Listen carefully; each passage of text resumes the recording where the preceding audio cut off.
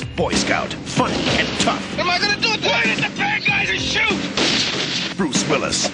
Furball? Yeah! Damon Wayans. I'm a trained professional. Wild, wicked action. The comic speeding bullet of the season. You reckon I'll dust? An enormous hit. Lots of laughs. That was a bomb? That or a hell of a factory recall. The Last Boy Scout, rated R. Now playing at a theater near you. In a world where podcasts reign supreme, two friends dare to ask, do you even movie? Hosted by filmmaker Henrique Couto and movie aficionado David D. Neuer.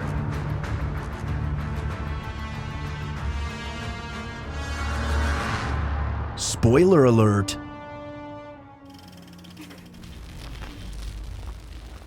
Hello, everyone, and welcome back to Do You Even Movie? I'm, of course, your host, Henrique Couto, here with Double D, David Denoyer, or as I've always called him, the poor man's and depressed man's and autistic man's Bruce Willis. Thanks, bud. Greetings. The fuck do I respond to that? It's okay, buddy. It's hard for a lot of people to take praise. Yeah, So, Shut up.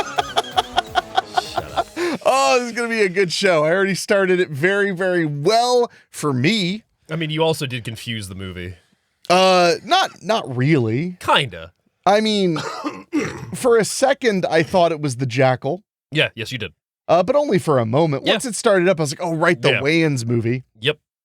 Although I got it confused with another one we'll talk about later, Oh. another Wayans movie that I absolutely loved. But yeah, we're talking about 1991's The Last Boy Scout to Yes. wrap up a kind of sort of back to school month. We called it Back to School, Back in Action. At least that's what I called it. Well, and more importantly, this episode is for our good buddy Trank, Yep. listener and buddy Trank, who wrote in and asked if we could cover it for his birthday. Yeah. So here we are covering it for your birthday. And if you want to write in and recommend a movie you want us to sit down and watch and dissect, talk about, crack wise, etc., Yes. you can send us an email at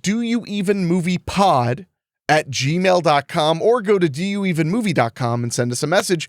We love, love, love to hear from you, and we try to read any messages we get at the end of every episode. Yes. So, but this is the final non-horror movie we're going to be covering for quite a while Before we because kick in October, yeah. October starts next week. I am sorry, my voice is very scratchy all Oh, of a sudden. it's almost like you chugged a bunch of McDonald's I before we bashed down started some the McDonald's show. before we started the show. Usually I'm the total goblin who would be horfing down a Big Mac right before we record, but this time, a Big Mac and a McDouble. oh man,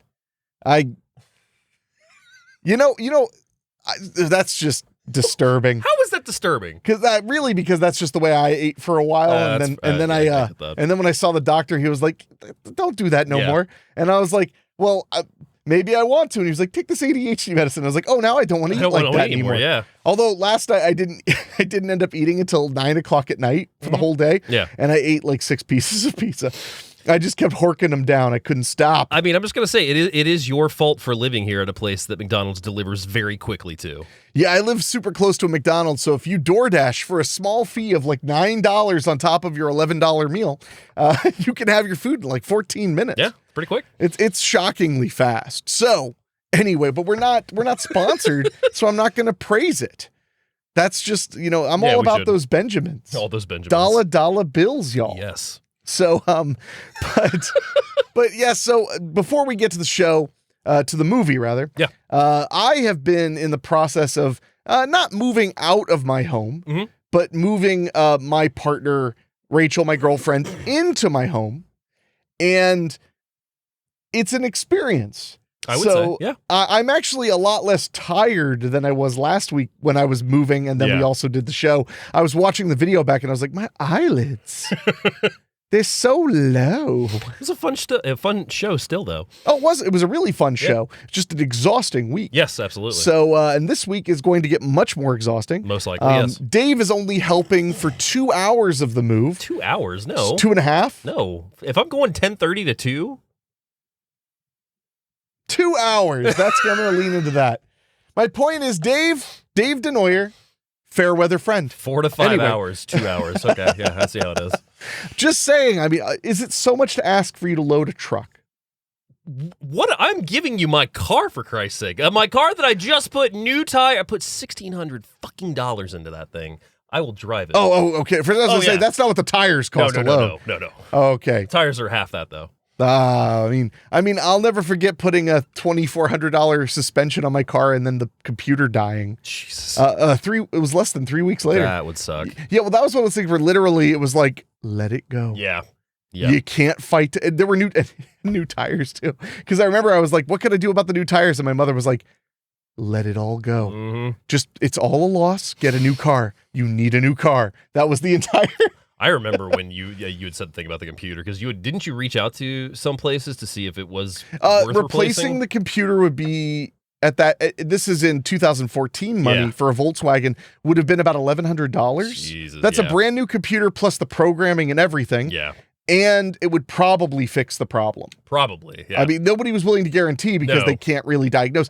Or I could have went to other sources. Mm-hmm.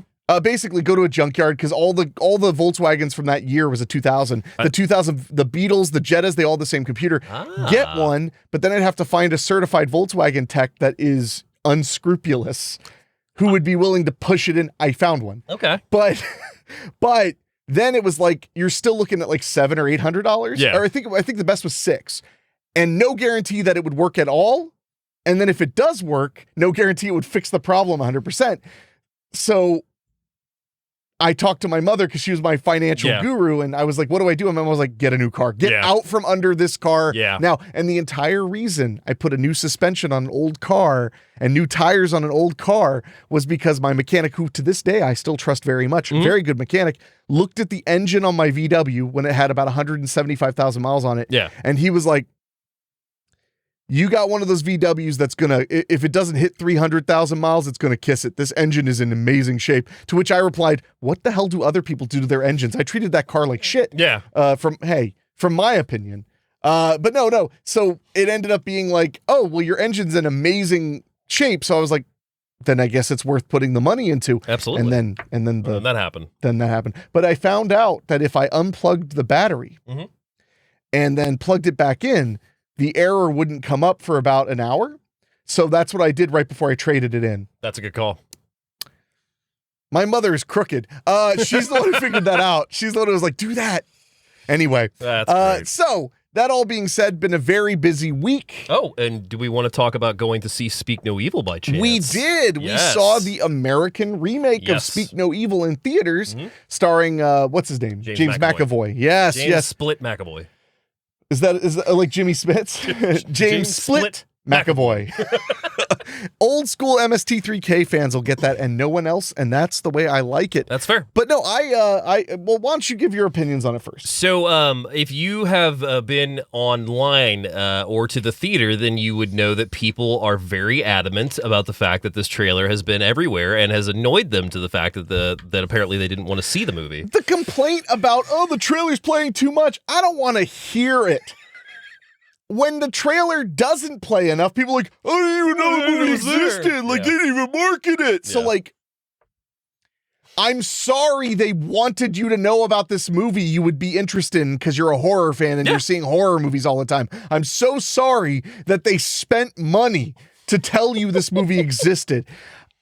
When I heard people complain about, like, the trailer so many times, I'm like, don't you just look at your phone during the goddamn trailers anyway? Basically, once you've seen it once and you know whether you want to see it or not, you just go, hey, looking forward to that. And you're back on your phone, tweeting something very offensive or whatever it is you do with your free time. So, but I thought it was really fun. Yeah, no, I went into it not realizing that, for one, the director is the same guy that did Eden Lake. Yes, James Watkins. And if you haven't seen Eden Lake, cannot recommend that enough, but also line up something light afterwards. Yeah, nothing crazy, just like funny games or Schindler's List. Yeah, there we go. Something with a upbeat tempo. But no, for those who aren't aware or haven't seen the trailer 1,000 times at this point, it's basically about a family that is on a retreat in Italy, and they get friended by another family that is James McAvoy's side with him, his wife, and they have a son. And they're like, why don't you come stay with us, like visit us in the country, come on out. So they end up going, and maybe there's some craziness behind the scenes going on. Yeah, there's some craziness going on where they're not what they seem. Yeah. And which I thought was really funny because the biggest complaint I heard on the internet about the movie was like, well, in the original, that's why it was so scary because the guy was so calm, but in the trailer, he's just acting like a maniac. And I'm like, yeah, the trailer shouldn't tell you what's interesting about the movie so that you'll go see it. It should be like a family meets some friends and visits them. And has a very nice time. In theaters, September 26th. Like what the, what do you, the older I get, the more when people complain, I just sound like my Mexican stepdad. I just sound like, what are you talking about? What's your problem? Who cares? I don't want to hear it. Like all of his greatest hits come out. Yeah, which were generally me just yapping at him and complaining about things. Yeah. But I was like 6, so it was very funny arguments. But yeah, I also immediately went home after leaving your house when we got back and watched the original. And as somebody who has now seen the original from 22, which is a Danish film, they are very similar in the execution of the first and second acts. The third act's completely different for both. Well, I would say from what I've heard, which I didn't really want to know much about it, so I won't spoil it. Yeah. But from what I've heard, it's just as simple as shocking everybody. Yeah. The American theatrical remake was tooled to fit the market of American theatrical movies. Yeah. So I can't be mad. I haven't watched the original yet. I will be very soon. I'm looking forward to it. I'm really going to be interested on your takes on it. But no, personally, I think Speak No Evil is absolutely worth a watch. Go see it in theaters if you can. It's a great time. James McAvoy fucking nails it just like he does. I mean, in everything he's been in the last 5 years. It feels like. I found it so unbearably tense in a good way. Yes, no, it's an intense movie. The last act is so satisfying and so intense and so just. You do not see it coming how it all goes, in my opinion. No, I would have to agree. If you predict the way that movie's going to go, I hope that after you leave the theater, you're on your way to your therapist. Fair enough, yes. So, no, I thought it was a super fun time, super creepy, exactly what you want out of a thriller in the movie theater. Yeah. I enjoyed it. I will say, too, I think the American remake has a little bit more to it for content-wise that makes the film more enjoyable. That's all I'm going to say. I'm done. Well, I mean, it's kind of like the Funny Games remake versus the original. Yeah. Whenever people say they prefer the original, I'm like, I totally understand it. But for me, the reason I liked the remake slightly more is because it was literally geared toward me. Mm-hmm. It was literally made with American audiences in mind. Is that scene in it where they push rewind? Is that in the original? It's been a while since I've seen it. Okay, I couldn't remember. But my point is more, they set it to where Americans would be more aware of it. That's what I'm saying. So to me, I just identified it with it more because they were people like me. Yeah. Because it was a very close remake, very much almost shot for shot. Yeah. Same director and everything like that. I will say, Speak No Evil, I did find the characters a bit more enjoyable in the remake as well as the original. Is that just because you hate foreign people? That's not why, no. Are there Americans in the original? No. Okay, I just heard that there was a lot of it in English. Yeah. That's why I was wondering. Yeah, no, there is a lot in English, but there's also, I said this in a comment on a Facebook page. It's a Danish film, by the way. It's a Danish film, and there's parts of it that aren't subtitled at all and aren't English, so I think you're supposed to be in the dark so the main characters speak English? Yeah. I'm taking it. So the idea is to make you feel as out of the loop as they would. Mm-hmm. Yeah, well, I mean, that's methodology has been done in tons of stuff. Yeah. Especially what was it? Oh, there's a movie, there was an action series. It might have been, no, it's John Wick. Often if the characters I think it was John Wick. There are a few action movies where when the foreign characters are talking and the main character doesn't understand what they're saying, they would purposefully not, because you're not supposed to know what they're talking about. Yeah. Although also the first time I watched Taken, it was a long time ago. It was a bootleg a friend had gotten, and the subtitles didn't come with it. So I thought that the whole film, every time people were speaking, Albanian or whatever they were speaking, I thought we just weren't supposed to know what they were saying in direct context. In a similar relation to that, even though I think I watched it for VHS the first time I ever saw it, Kill Bill, I had gotten a burn from my uncle of Kill Bill. And right when she gets to the Hanzo sword and all that stuff, the explanation of it, nothing. No subtitles. Oh, man. So you just had to sit there doing body language readings. I don't know if anybody's seen Kill Bill in a while. There's a lot of subtitles in that movie. Yeah. No, there are. Yeah. So but anyway, with all that being said, let's jump into The Last Boy Scout from All right. 1991. So 1991's The Last Boy Scout is 1 hour and 45 minutes, rated R for graphic violence and very strong language. I would call the language strong, I indeed. would call the violence graphic as well. No, this is a violent motherfucker. So director of the film is Tony Scott. He gets to start in 1983 with The Hunger. You've seen The Hunger, right? With David Bowie, Susan Sarandon. I have not. You haven't? No. Oh, I need to bring over The Hunger. Yeah, what the hell? A really good vampire movie. No. So he does that in 83.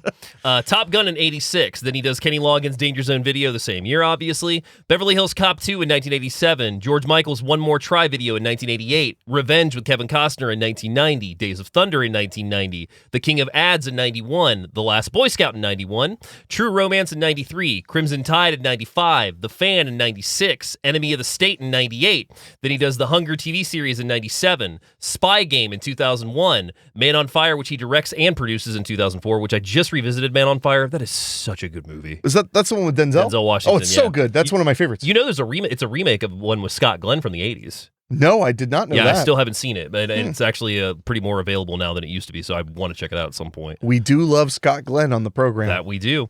Domino in 2005, he's director and producer on. Deja Vu in 2006, he directs an episode of Numbers in 2007. The Taking of Pelham 123 remake in 2009 with the infamous line from John Travolta of "Lick my bumhole, motherfucker." Yeah, I didn't know that. Yeah, he says that to the cop when he's trying to get an arraignment done at one point. I like the use of bumhole. Yep. And then motherfucker. Yep.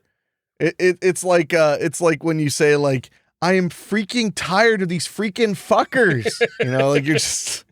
So he does that in 2009, Unstoppable in 2010. He also was an executive producer in 2011 on Life in a Day. Have I shown you that yet? I can't remember. I don't believe so. So Life in a Day, if I remember correctly, it is Tony Scott and I think Michael Bay is also involved in it. It was a project they put out to the entire world, which was basically on this day, we want you to record your day and then send us the footage. And we're going to put together a feature film combining all this footage together.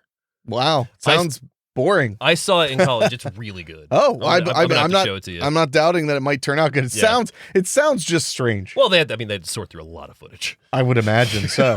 So he's also executive producer on The Gray in 2011, Stoker 2013, The East in 2013, Out of the Furnace 2013, and then unfortunately around 2012 he passed August 19th at the age of 68 from suicide. I remember that happening. Yeah, I also found out, not to get dour on this, but I also found out via looking this up for the notes that there were 2 notes found that did not give the reasoning as to why he did it, but he did have 2 suicide notes written for people that have not been released to the public. Well, ugh. Yeah. Well, great job, Dave. Let's head out. All right. Take care, everybody. Our writer on the film is Shane Black. He gets to start in 1987 with a little film called Lethal Weapon. Oh, that's the TV movie? The TV movie, yes. So he does Lethal Weapon as the writer in 87, the writer on Monster Squad in 87 as well. He wrote it with Fred Dekker. With Fred, yeah. Lethal Weapon 2 in 1989, he gets character and story credit for. The Last Boy Scout in 91. Lethal Weapon 3 in 92, he gets character credit for. Last Action Hero in 93, which I think he was like one of 6 or 7 writers on that movie. That wouldn't surprise me. That was a lot of work put into that was film. A job, yes. Long Kiss Goodnight in 1996. Absolute classic. We're probably going to have to talk about that at some point. Yeah, especially like some point, movie. As in like Christmas. Yeah, probably. Lethal Weapon 4 in 1998, he gets character credit on. Kiss Kiss Bang Bang in 2005, he's writer and director on. Iron Man 3 in 2013, he's writer and director on. Edge, which is a TV movie he did in 2015, also writer and director on. The Nice Guys 2016, writer and director on. Another total classic. And also future episode, probably. Lethal Weapon TV series in 2016, he gets screenplay, or he gets a character credit for, as well as wrote some on as well. Oh, nice. The Predator in 2018, writer and director on. He was also an actor in Night of the Creeps, Predator in 87, Dead Heat, The Hunt for Red October, RoboCop 3, and Dark Justice in 1993. All roads lead back to Cappy. Cappy and Freilich. Mr. Freilich. Other writer on this is Greg Hicks. This is his only story credit, is Last Boy Scout in 1991. And then wrapping us up is our cinematographer, who is Ward Russell. He gets to start as a best boy in 1977 with Record City, Our Winning Season in 78, The Electric Horseman in 79, The Idol Maker in 1980, Soggy Bottom USA in 81, Independence Day in 83. No, not that Independence Day. Young Lust in 84. Then he's a gaffer on Dreamscape in 84, Frankenweenie, the original short, in 84. Mussolini, The Untold Story in 85. Oh. Top Gun in 86, he's chief lighting tech on. Back to School in 86. Beverly Hills Cop 2 in 87, chief lighting once again. And then Revenge, he is also chief lighting technician on as well. He doesn't hit DP until 1990 with Days of Thunder. So then he does Days of Thunder in 1990, The Last Boy Scout in 91. Then in 95, Lawnmower Man 2, Beyond Cyberspace. Finally, a real film. Knew you were going to be A excited. true piece of cinema. Is there only 2 or are there 3? There's 2. There's 2, okay. Well, Yep. what was the subtitle on that one? Beyond Cyberspace. That's what it says on the thing. I think that's the same as Job's War, Job's though. War, yeah, I want to say. Yeah, I think they're the same. They're Yeah. the same film. Then he does the X-Files film in 1998, Unstoppable in 2004, Cruel World in 2005. He also shot over 500 national television commercials in his career. I mean, I believe that. He then retired from filmmaking and currently resides in New Mexico, where he has a still photography business. Oh, wow. Yeah. Wild. Quite a resume. So, Yeah. Ward Russell, we salute you on here. And moving on down to our IMDb synopsis, we have a private detective's protected female witness is murdered, prompting him and the victim's boyfriend to investigate the crime that leads to a corrupt politician and a crooked football team owner. Okay, what's your synopsis? My synopsis, when a stripper possessing evidence against a politician is murdered, the private detective hired to protect her enlists the help of her ex-football star boyfriend to solve the case. Well, yours is better. Yeah. Nah, yours is better than IMDb's. Thank you for that. It pains me to say it, but it's true. Moving on down to our cast, we have Bruce Willis, who plays Joe Hallenbach in the film. 148 credits on his resume, by the way. Wow, they really did add up. Yep. Starting in 1980 with The First Deadly Sin, followed by The Verdict in 1982. He appeared on Miami Vice in 84, The Twilight Zone reboot in 85. Then he lands Moonlighting in 85, the same year that he lands Seagram's at a bar. Yeah. Followed by The Return of Bruno in 1987. Blind Date in 87, Respect Yourself music video in 87, then he does Sunset in 88, followed by Die Hard in 88. That's the battery commercial. Battery right? commercial. Nice, Yep. nice. That's a good national campaign you can get into. He appears on Roseanne the same year, followed by In Country. Then in 1989, Look Who's Talking. I know. love Look Who's Talking. That film ages like a fine wine. You like all 3 of them, didn't you? Yeah, but one is like a phenomenal film. 2 is The Dogs, is right? No, that's 3. Oh, that's 2 is fun. 2 is the second kid. Yep. 2 is really fun, but it's more of the same.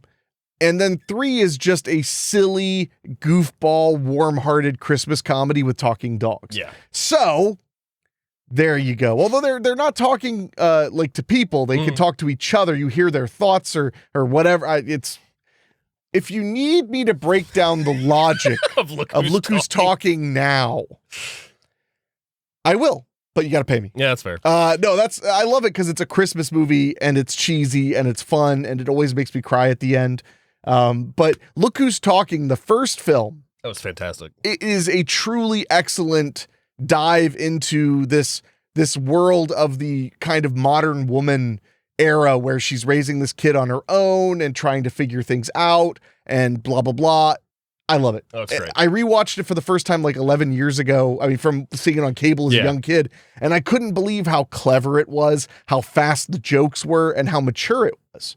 I was used to it being, I was used to thinking of it as kind of like a cheesy kiddie kind of thing. That revisits what got you to buy that triple pack, isn't it? Yup. Yeah, I thought so. Yeah. Oh, yeah. Definitely. So then in 1990, he does Die Hard 2, followed by Look Who's Talking To in 1990. Damn tootin'. Followed by The Bonfire of the Vanities in the same year, 1990. I have not seen that one. Do you know anything about it except for the Nothing But Trouble information? Nope. Bonfire of the Vanities is the reason that Dan Aykroyd wasn't bothered with Nothing But Trouble, because that's the movie that was chewing up. That was going over budget and over schedule all day long. Yep. So then he does Mortal Thoughts in 91, followed by Hudson Hawk in 91, Billy Bathgate, and then Last Boy Scout in 91 as well, The Player in 1992, past episode. Of course. Death Becomes Her in 92, National Lampoon's Loaded Weapon 1 in 93, Striking Distance in 93. Okay, yeah. Followed by The Color of Night in 94. I love that film. Followed by Pulp Fiction in 94. Never heard of it. Followed by Four Rooms in 1995. Okay. Followed by the Muppets She Drives Me Crazy music video. Now we're talking about cinema. Nobody's Fool. Die Hard with a Vengeance, All right. followed by 12 Monkeys in 1995, I do followed love by 12 Monkeys. Last Man Standing. The Oh, movie- yeah. No, the I love movie, that one. yeah. That's fun. Followed by Beavis and Butthead Do America, Bruno the Kid in 96, Fifth Element in 97, Mad About You in 97, The Jackal in 97, Broadway Brawler in 97, Mercury Rising in 98, Armageddon in 98, The Siege, Ally McBeal, Breakfast of Champions, then The Sixth Sense in 1999, Story of Us in 99, Whole Nine Yards in 2000. Other honorable mentions include Unbreakable, Bandits, Hostage, Sin City, Lucky Number 11, and Perfect Stranger. Have you ever seen Perfect Stranger? I've not seen that one. Do you know about it? I don't think so. So it's an erotic thriller from 2007 with Halle Berry and Bruce Willis, where he is, I believe, her boss, and he gets accused of murdering one of her best friends. Oh, And she works in the company and is trying to piece it together and everything. okay. It's a really good flick. That sounds fun. Yeah, it's definitely one up your alley. Moving on down our cast list, we have Damon Wayans, who plays Jimmy Dix in this. He gets his start in 1979 as a writer for the Laugh Factory TV series. Then he becomes an actor in 1984 with Beverly Hills Cop, where he plays the buffet guy, the banana guy at the buffet. Take those bananas, that's Damon Wayans. He gets SNL credit in 85, The Hollywood Shuffle in 87, Roxanne in 87, Colors in 88, Love Colors. Earth Girls Are Easy in 88, Punchline, I'm Gonna Get You Sucka in 88, Not Necessarily the News in 89, which he's a writer on, Look Who's Talking To in 1990, In Living Color in 1990, which he's a performer, writer, had a big hand in. Well, In Living Color is a classic. Oh, yeah. All 5 seasons still hold up. Like, I had them at one point. I think I still have at least 1 through 3. But that show still holds up to this day. Moving on to The Last Stand in 91. Then he does The Last Boy Scout in 91. Mo Money in 92, which he's a writer on. Last Action Hero in 93. Blank Man in 1994, which he's a writer on. One of my all-time favorite films is Blank Man. Probably a future episode. I would say so. Major Pain in 1995, which he gets screenplay credit for. Damon Wayans Still Standing in 97. Eyes on Hip Hop in 95. Celtic Pride, The Great White Hype. Bulletproof in 96. Then he does the Damon series in 98, which he's the creator of. Godspeed in 99. Bamboozled in 2000. Marcy X in 2003. And also he was the creator and star of My Wife and Kids in 2000 as well. He's not doing much nowadays. Well, I mean, it sounds like he cleaned up. Yeah. I mean, he made a ton of really successful movies and TV I series. think like My Wife and Kids got I want to say 6 or 7 seasons. That's a lot of money. Yeah. Moving on down and wrapping up our cast list, we also have Taylor Negron, who plays Milo in the film. 135 credits on his resume. That doesn't surprise me. And No. through the 80s and 90s, he seemed to pop up in everything. So he starts in 1979 with The Last Resort, followed by The Gong Show movie in 1980, Young Doctors in Love in 82, Fast Times at Ridgemont High in 82, where of course he plays the pizza guy, Easy Money in 83, Johnny Dangerously in 84, Hill Street Blues, Better Off Dead, Fairy Tale Theater, One Crazy Summer in 86, The Whoopie Boys in 86, River's Edge in 86, Punchline in 89, Anything But Love in 89, and also in 89, he stars in a little series called Falcon Crest. All roads lead to Falcon Crest. So Falcon Crest in 1989, Encyclopedia Brown series in 1990, Dream On in 1990, Fresh Prince of Bel-Air in 90, Nothing But Trouble in 91, The Last Boy Scout in 91, The Ben Stiller Show in 92, Civil Wars in 93, Seinfeld in 93, Mr. Jones, Grace Under Fire, The Stoned Age, Angels in the Outfield in 94, which is probably the first place I ever saw him. I believe that. Freaky Friday remake in 95, Biodome 96, Spy Hard, Party of Five, Touched by an Angel, Duckman, Chairman of the Board in 97. The Carrot Top movie? That would be the one. The Practice in 97, ER in 97, Friends in 97. I mean, his list goes on and on. Taylor Negron really had no shortage of roles throughout his career. Well, like I said, I really felt like he popped up in every other thing I saw. And when we looked at the list, he's in like 3 movies a year in the 90s, minimum, and big movies. And unfortunately, we did lose him in 2015 to age 57. I want to say it was due to cancer, if I remember correctly. That's too bad. Yeah, it was, but I mean, a hell of a career. And I mean, if you have not seen Punchline, which is a movie with Tom Hanks and Sally Field, where Sally Field is trying to become a stand-up comedian and is using Tom Hanks trying to get help. It's set up as a comedy, but it's a really well-written drama as well. But Negron has some hilarious bits in that movie I cannot recommend enough. Well, and in this film, we get villain Negron, which is my favorite type of Negron. Yes, I would say the same. So, unfortunately, as of this recording, The Last Boy Scout is not available streaming free, easy anywhere, but you can rent it or buy it wherever you get your movies at. Yeah, and when we say free, because this is a part that annoys me, what we mean is it's not included with any subscriptions, and you can't watch it free with ads. Yeah. That's a personal pet peeve whenever people say it's free on Netflix. It's like, no, you pay for Netflix. You just don't pay any more. And if it ever turns out that the information I give on this show is not correct regarding that, let us know, because I would love to, we'd love to let people know where they can watch these as well. Well, it's not necessarily that you're wrong. It's that, like, it can change. Like, what it can change in a second. Didn't we do If Looks Could Kill, and like 3 weeks later it was like free? A little more than 3 weeks, but yeah. No, but there were a few movies we've done where they were all of a sudden on like Peacock immediately after we covered them. Because they're listening to our show and they want people to watch them. I know that Robert Peacock does listen to this program. The founder of Peacock Streaming. So good to see you, Robbie. What was your first time watching The Last Boy Scout? It was probably I would say probably 6 or 7 years ago. Mm-hmm. I bought a double feature Blu-ray. I'm not sure if it's the one you had or if it was a different one, because my mind wants to say it was a different one. Okay. But I could be wrong. I know there's one that's 16 blocks, The Last Boy Scout and Last Man Standing, I think. It could be one of those multi-packs. It doesn't really matter. But I had put it on. Matters. Oh no. Dave is jumping in.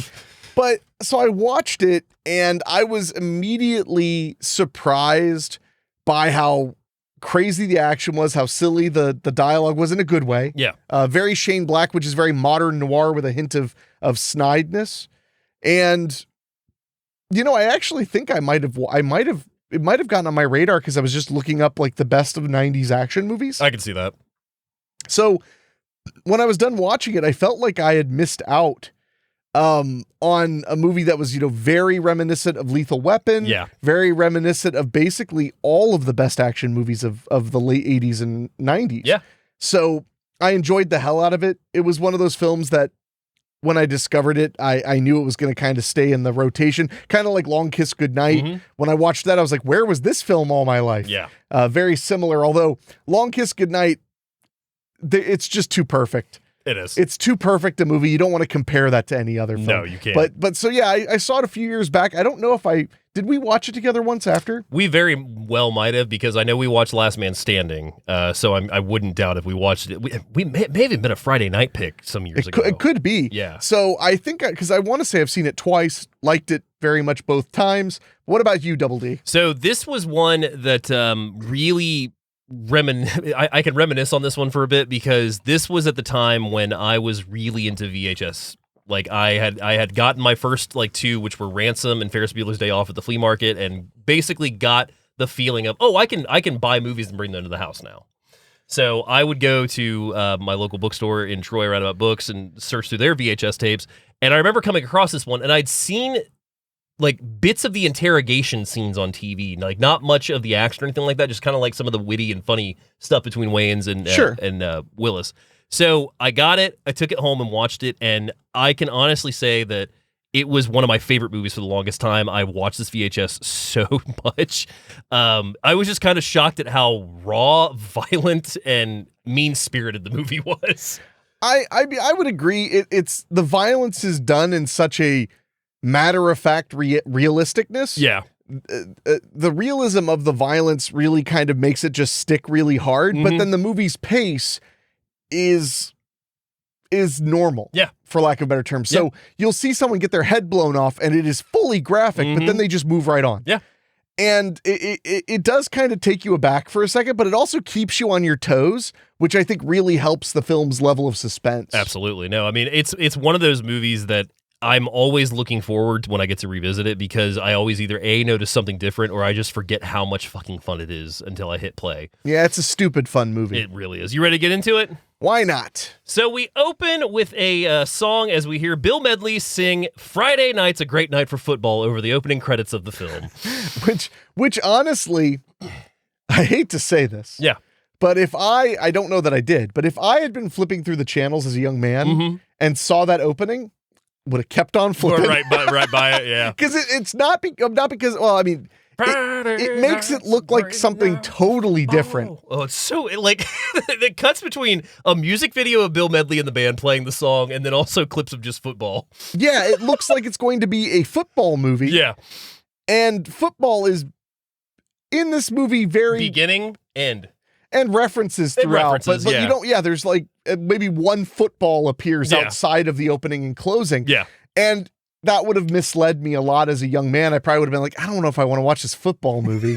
But as soon as the opening game is over, there's really no more football. I just remember the first time that I watched this and that song came up, I was just like, what the hell is this? Because that music video is just so of its time. Oh, you think? You think, David? Even the video effects on it. That's what I mean. You think? It's like a commercial for the video toaster. Yeah. I'm old. If you don't know what it is, Google it. So we open with a rainy football game as we see a mess of a game happening between the Los Angeles Stallions and I cannot remember who else they're playing. But anyway, they're not doing great. They're down by a point. They basically need to have one touchdown to tie the game and a field goal to win. So we cut to the locker room where we hear a guy calling to a guy named Billy Cole saying that he has a call. Billy Cole goes to the phone, and we hear a guy say it's Milo and reminding him that there's a lot of money riding on the game tonight, and they need him to score a touchdown or else he's history. Ooh. So we also meet Shelley Marcone, played by Noble Willingham. He is the owner of the Los Angeles Stallions, and he's being interviewed by the news. Basically, they're asking him, like, how's the season going? And, does it seem like it's a little rough out there? And he tells them that Billy Cole is like one of the best players out there tonight, having the game of his life. Kind of just basically put it out there that he doesn't have a worry in the world. And so far, still feels like it's going to be a goddamn football movie the entire way through. It does, but just wait. No offense to good sports movies. There are totally some great... Dodgeball? Sure. I fucking love Dodgeball. I know. I don't consider it a sports movie. I'm just saying, I'm sorry. What do you consider it? Rookie of the Year? No, well, I do kind of. But no, I mean, I'm just saying, like, there are plenty of sports movies that have that as a theme, and it works amazingly. But it really right now feels like it's going to be all about football. Well, maybe something will happen in the game itself that'll set it apart from any other football game you've seen before. Like what? I mean, what is a guy going to, like, instead of tackling people, start shooting them with a pistol or something ridiculous like that? So Billy Cole returns to the field, and after just being told he's had the game of his life, we see the Stallions are down at the 1st and 10. They need a touchdown to tie or a field goal to win. We see the play go off. Billy Cole gets the pass. He's heading towards one of the guys to make the touchdown. There's a running back standing in his way. So he decides to take out a pistol and start shooting people on the field. He puts one right between the eyes of one player and then wounds like 2 others before getting to the end of the field. Well, hell's bells and taco shells, David. Yeah. No, the first time I sat and watched it, that moment, my jaw was just on the floor. Like, that is, if you're watching The Last Boy Scout for the first time and you have foolishly not put your cell phone away yet, that's when you go, I'm just going to. Let's put this over here. Yeah, like, I can argue about anything later. I'm going to put this phone away. No, it is. Boy, howdy, does it shock me. Like it shocked the hell out of me. Right off the bat, he just shoots a guy dead. Like, right between the eyes, just kills one of them and then just wounds other. We get a close-up of these gunshots, by the way, because they did not waste any money on these effects. No, they did not. So he gets to the end of the field, and of course, everybody's taking the field at this point, coming after him. He lays on the field, or he basically goes down onto the field on his knees, and he says, "Ain't life a bitch?" and then blows his head off. It is an incredibly memorable opening. Yeah. And it makes you definitely realize that you don't really know what's coming. You do not. So we meet Joe Hallenbeck, played by Bruce Willis, and he is sleeping in his car. We see 3 kids come up, and they notice that he is passed out drunk. And he looks full-blown homeless. Oh, yeah. Like, he doesn't even look like he's sleeping in his own car, because he's laying across the 2 front seats. He looks like a homeless man broke into a car to sleep for the night. Yeah. Like, he does not look like a guy who was just too tired to make it the rest of the way home. No, he is on a bender. Yeah. And he's also, we don't know if he's even parked by something. He's just in his car somewhere on the street. Yeah, he's just somewhere. So the kids put a dead squirrel on him. No reaction. Like you do. So then they decide that he's so trashed, they're going to try to steal his watch. One of the kids try to get the watch, and that's when he comes to and pulls a gun as the kids run off screaming. Well, he holds that one kid, like with the gun right in his face, and the kid just starts squealing. It's very funny. So that's when he goes back to his house. He gets a call from his buddy Mike Matthews, who is also a private investigator, and he's offering him a job because there is an exotic dancer who wants protected. The job pays $500, and that he needs to meet him at his office in an hour to get the job. Yes, and that's when we realize this guy is some kind of, not cop, but in the realm of movies. Yes. He is cop adjacent. Cop adjacent, indeed. That's why it's not exactly the same as Lethal Weapon. No. Anyway, here's his black sidekick. Also, really, that sidekick's not fair, actually, because they co-star in this film, and they really split the friggin' job down the middle. No, they absolutely do. But we also get Joe Hallenbeck's mantra to himself as he gets into his car. Which I'm mad they stole that from me. Nobody likes you. Everybody hates you. You're going to lose. Smile, you fuck. Of course, I end that with, now let's get some hash browns. Let's get some That's hash the part. browns. That's where it's different. That's mine. So then we go across town and we meet Jimmy Dix, former Stallions quarterback, played by Damon Wayans. He wakes up in a house with another woman, and we can kind of get the feeling that he's had, they've had sex the night before. Well, but that's not really the salacious part. No. The salacious part is the friggin' pile of pills. Yes. On the sink nearby, which suggests that that he's either had a really good night or he's having a really bad morning. A bad that morning. pile of pills. Yeah. Which I don't think is Adderall. I don't think it's Adderall, and that worries me. So he takes the pills and he goes downstairs. We realize he's at a party, one of the players' parties, and he stops a guy from sexually assaulting a chick in the hot tub by using a football and breaking his fucking nose. An incredible scene that establishes the kind of guy he is, because basically this dude is sexually harassing a woman. He's a football player. This is some kind of a team party house. Yeah. Next morning. Yeah, and he's just like harassing this woman, trying to get her to have sex with him. And he starts holding her head underwater. Yeah. And I love, he's like, let her go. He's like, F you, man, all this stuff. And so he just takes the football and hits him right in the middle of the nose. Great scene. Great scene. Because so good. Well, think about it, though, how efficient. And one thing I have to say about Shane Black, incredibly efficient storyteller. Yeah. If you watch a Shane Black movie and it's over 2 hours long, you're getting nothing but meat. Yeah. And potatoes, and that's it. Like, there's no frosting, there's no icing, there's no filler. You've seen his Iron Man movie, right? Yeah, it's good. It's phenomenal. And my point is that, like, what do we get from the scene? We get an idea of what his past is in football. We get an idea of his moral compass, and we get an idea of his skill as a football player by his ability to throw that ball super hard and super accurately. So we learned all of that in a 38-second sequence. Yeah. Very good storytelling. Excellent storytelling. And also we get a taste of basically that he is no longer really loved by the players. There's something that happened we don't know yet, but they also call him a burnout. Yeah, and they tell him this is for team members only. Like, get out of here. So that is when we go to see that Joe comes home, and his wife greets him at the door. Except something's really not well in their home life. They just don't really seem to have, good communication going on. I don't know. I mean, I think he was very clear about when he points out that there's someone in the closet. Yes. So he quickly suspects that there is someone in the closet because the toilet seat's up and some other things going on. So he's like, did you forget I'm a detective? And he's like, he's not hiding under the bed. So who's the guy in the closet? And she's like, you're fucking crazy. It's not what you think it is. He's like, all right, well, the closet door stays shut. I'm just going to put a bullet through it. Excuse me, at the count of 3. Yes. I'll put a bullet through it. And it's great because on the count of 2, she realizes he's serious. Yep. So the closet door opens, and who is it? Mike Matthews. The guy he was just on the phone with. Yeah, Bruce McGill is the actor who plays him. I love this guy. He's great in My Cousin Vinny, for one. But he's great in a ton of stuff. Yeah. But I mean, yeah. But no, he comes out and, he basically admits, hey, man, it's my fault. It was an accident. We get a hilarious line from Bruce Willis about, oh, what, did your dick just slip in my wife? What, did you trip and your dick stuck into my wife? By the way, I was trying to think the entire time we watched the movie of where I remembered him from the most. Yeah. That actor. It's Law Abiding Citizen. Yeah. He's really good in that. That's such a good movie. So then they go outside and Willis tells him, head or gut. And he's like, gut. So then Willis punches him in the gut. He's like, you got that job for me? And he's like, hey, man, $500 is $500. Like, I'll still take the job. Like, I'm pissed at you, but, like, give me the job. So that's when Mike goes to get into his car. He turns the ignition, and the car fucking explodes. When we say that something explodes in The Last Boy Scout, we do not mean that it blows up. No. We mean that it fucking explodes. Yeah. It is a massive boom. And then there is just flaming gasoline landing everywhere. So everywhere. For those who don't know, and I may be speaking out of turn because I don't know specifically with this film, but traditionally the way you get a big fireball is to use a charge that uses like gunpowder or black powder that shoots kerosene into the air because the kerosene catches on fire. Yeah.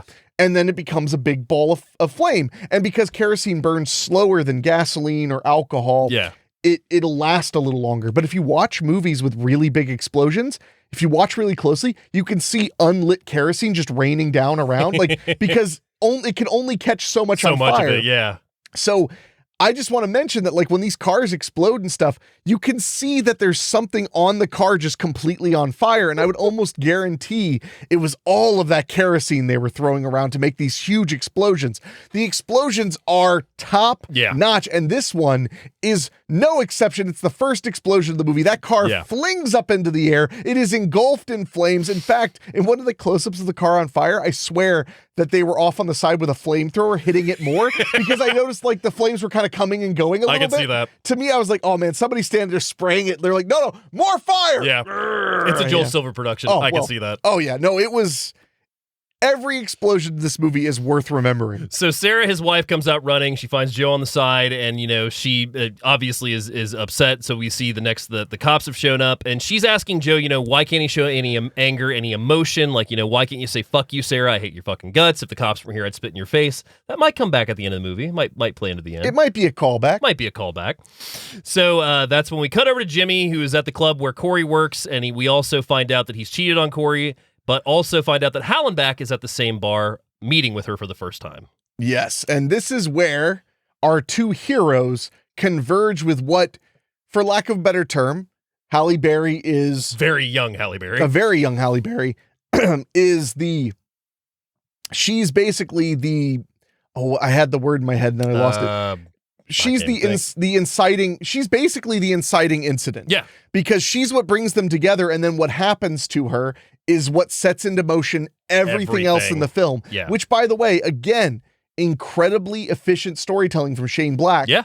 I know that it takes away some of the romance of a film to say like something is efficient or smart, but there is a concept of how to write a very engaging screenplay. Yeah. And one of those things is you need to, in the first 10-ish minutes, introduce everything you need to know about the main characters. And then at 10 minutes, you need to introduce a problem. The problem in this case is what's about to happen. And then you should spend the next 15 minutes having the characters hem and haw until they finally decide we're going to do the thing. Yeah. So, and people will be like, well, that's so formulaic. That's The Matrix. That's Indiana. That's the Raiders of the Lost Ark. That's Die Hard. That is just solid screenwriting. Terminator. Terminator. That's exactly all of those films. Yeah. So most films you consider your favorite probably follow that beat structure to some extent. So here we are already meeting Halle Berry, ready to rock and get things moving. So that's when she meets Hallenbach for the first time, and he basically says, do you want to wait for the police? Like, why can't they handle this? And she's like, oh, well, if I did that, I'd probably end up in a body bag. So she's putting out first that there is some serious danger on her. Yeah, yet still shows up to work. I mean, hey, she's a trooper. So that's when she goes over to talk back to Jimmy, and Jimmy asks, who was that? And she says, oh, he's a nobody. And then she gets called to the stage and starts performing. Jimmy takes this opportunity to go over and introduce himself to Hallenbach, asking him, hey, you're nobody, right? That's what Corey says. You're nobody. Yeah, and he has a great response. He says, yeah, but don't tell anybody. They have a great exchange for a bit, but it doesn't go well. Basically, Jimmy is not really putting up with what his shit is. And also, Joe Hallenbach is not a character that has much conversation with people he doesn't feel the need to. Well, he's not, and this is a brilliant move as well. He's not a likable guy. No. And that's one thing that I also think was really clever, because whether you love him or hate him, you cannot deny that Bruce Willis, especially in his prime, which is right now in this film, he was unmistakably and effortlessly likable. Yeah. When he walks into Die Hard and says his first lines in the airport, or in the airplane rather, you just like him. You're like, oh, this is a guy like you would hope you get sat next to on a plane, because he'll probably be funny, but he'll also notice if you're falling asleep and shut up. That is true, yes. He's not Del Griffith. No, he's Although not Del I Griffith. would pay money to have seen Del Griffith Die Hard. Del Hard. Damn it! Yes! Damn it! I slightly beat you to it. Anyway, but no. So the fact that they took this guy who is known to be extremely charming, fun to be around, et cetera, and they've made him a lech. They've made him this dude who is so burnt out on everything. He's down on everything, but most of all himself. Yeah. I love that. And the fact that means we have somewhere to build on. Yeah, absolutely. Because the thing about these two characters I love is they're both broken. Very. In totally different ways. And I just realized this too. They're not just both broken. They were both at the top of the field that they cared about. Yeah. and then got broken. And then got broken, yeah. Which we'll get into more in a little bit on the film, but that's another reason I think this film works so well, is these main characters have so much in common that they and the audience don't even really realize right away. Absolutely. So they get into a squabble, and Jimmy makes the comment, "You couldn't protect a warm cup of piss." His drink gets knocked over, and Joe even goes, "There goes my cup of piss." So that's when he decides to storm the stage. He rips Corey off the stage, and they leave the club. And at this point, Joe goes outside to smoke a cigarette, and he looks up, and he sees a billboard for Senator Calvin Baynard. Well, for the record, his reaction is how I react to any politician. Yeah. But apparently they have a bit of a history. They have a bit of a history, so he ends up hurling his glass at the billboard, and that's not before he also gets knocked out by reaching for a cigarette that is on the ground that he went to go put out, goes to light it back up, and gets hit from the back of the head and is knocked out. He gets knocked out, but he gets up again. Never going to keep him down. So we see several guys. We also see that Jimmy and Corey are in the top of the club now in the lounge, and that's when we also get a taste of Jimmy's little thing he has, because earlier at the strip club he had said, to Alex the astronaut, and this is, I think, to Alex the accountant, or no, I think Alex the accountant's the other one. We basically find out that he toasts Alex every time, and we'll find out why in just a little bit. And Corey tells him that she's got a birthday gift for him, and that how would he like to get his old job back? Yeah. So we go to see that Joe is now being walked through the alley by a guy with a gun, and he is just throwing out your mama jokes to this guy. Well, this guy is just marching him to his death. What I love about this is, so he marches him, says he's going to execute him. Yeah. So he makes with the funny. Yeah. And what I love about this is he solves his problem with humor. He does. And then knocks the gun away, grabs a bottle, and slits the guy's throat. Yeah. Yeah, the guy is laughing at one of his jokes, and Joe grabs a freaking bottle, sticks the guy in the neck, and then takes his gun and walks. Yeah. So not quite killing him with kindness. No. Still killing him, though. Also, a desert eagle. That was the one thing that Yeah, he had a desert eagle right in his head. In the next scene, he's literally firing as a dual wield. Yeah. Desert eagles got... There's basically a period from about 90 or 91 to like 96 or 97 where there was just always a desert eagle in every movie. And I think it's because the armorers bought them up because people like them. Yeah. But they're a friggin' hand cannon. Well, they're outrageous. Nick Cannons will always be the coolest in Face Off. Well, yeah. I mean, duh. Yeah. Jeez. So that's when Joe gets away, and we see that Corey is driving home. She's driving in a car. Jimmy is in a car also behind her, but another car pulls up, rear ends her, and she goes out past the stoplight, pulls off to the side. Jimmy is stopped by the light. Corey gets out of her car to tell the guy off in the other car, and two men step out with machine guns and just light her the fuck up. Yeah, they riddle her full of holes. If she had any more lead in her, she'd be a number 2 pencil. That is very true. I'm just reporting. Stating a fact, Doctor. Reporting on the news. It's fine, Doctor. So that's when Jimmy speeds over in his car. He gets caught in the firefight, and then Joe Hollenbach comes running down the street, dual wielding a Desert Eagle and his pistol. Just blam, blam, blam, blam, blam. Blam, blam, blam, and indeed. And this gives Jimmy the option to go ahead and cover him while he gets in the car, and then he runs his car into a guy, pinning him against another car, shoots into the car while the guy's still alive, and then Joe comes up from behind him and kills that gunman. Yes, and then, of course, at that moment, the police begin to arrive. Yes. At which point, I love that Bruce Willis's character is just like, back your car up, because the guy's all pinned. And then when the cops run up, I love, he must know the police, because he raises his hands with the gun in his hand. Yep. And then sets it down on the car. The cops come, grab them up, and then we head to the police precinct. Yes, we are at the police precinct where we see the commissioner's not believing Hollenbach's story. He's even mentioning at one point that Joe saved the president's life, and now look at him. Yeah, so now we know that he's former law enforcement, but apparently Secret Service. Yeah, so they can't hold anything against him, so they decide to let him go, and that's when he also tells him that, hey, I just got some news that Baynard's been receiving some obscene phone calls. I better not find out it's you. Well, I mean, for the record, I don't know if he's sober enough to dial a phone half the time. We see a flashback then of Senator Baynard with a woman tied in his shower, and he's flogging her with a belt. Joe comes in, punches Baynard right in the face, and he also comments that he broke 4 of his teeth. Yes, so now we understand his moral compass even better as well. So Jimmy and Joe leave the station to go check at Corey's apartment, and Jimmy offers to tag along because he installed the security system. But they get there, and he's like, all right, you want to disarm it? And Jimmy just kicks the fucking door in. Yeah, Jimmy's like, I installed her security system. I could circumvent it. Yeah. He just breaks the door and goes, I circumvented it.